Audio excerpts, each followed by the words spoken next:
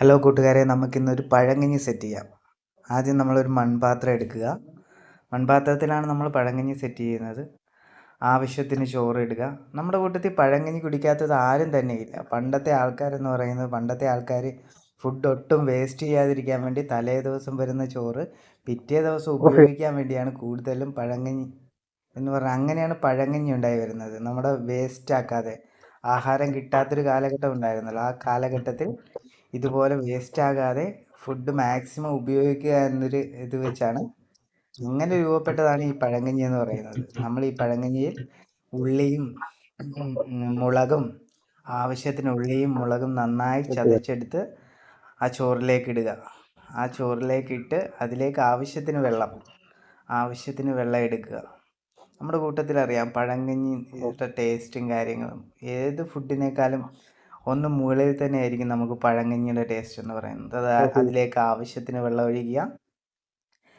വെള്ളം ഒഴിച്ചതിന് ശേഷം നമുക്ക് നല്ല കട്ട തൈര് ഇതിലേക്ക് ചേർത്ത് കൊടുക്കുക. പഴങ്കഞ്ഞിക്ക് ഏറ്റവും പ്രധാനപ്പെട്ട ഒരു സാധനമാണ് കട്ട തൈര് എന്ന് പറയുന്നത്. ഇതിലും കട്ടി ഉണ്ടെങ്കിൽ ഇതിലും ബെറ്റർ ആയിരിക്കും. നല്ല കട്ട തൈര് ഒഴിച്ച് കൊടുക്കുക. അതിനുശേഷം നമുക്ക് ഏതെങ്കിലും ഒരു അച്ചാർ ഉപയോഗിക്കാം. അത് നിങ്ങൾക്ക് മാങ്ങ അച്ചാർ ഉപയോഗിക്കാം, നാരങ്ങ അച്ചാർ ഉപയോഗിക്കാം. ഇവിടെ നെല്ലിക്കയേ ഉള്ളൂ, അതുകൊണ്ട് നമ്മൾ നെല്ലിക്ക അച്ചാർ ഉപയോഗിക്കുന്നു. അതിനുശേഷം നമ്മളിത് ഒരു നൈറ്റ് ഫുള്ള് അടച്ചു വെക്കുന്നു. പിറ്റേ ദിവസം മോർണിംഗ് രാവിലെ നമ്മൾ ബ്രേക്ക്ഫാസ്റ്റിന് പകരമായിട്ട് പഴങ്കഞ്ഞി എടുക്കുക. പഴങ്കഞ്ഞി എടുത്ത് അതിൽ ആവശ്യത്തിന് ഉപ്പ് ചേർക്കുന്നു.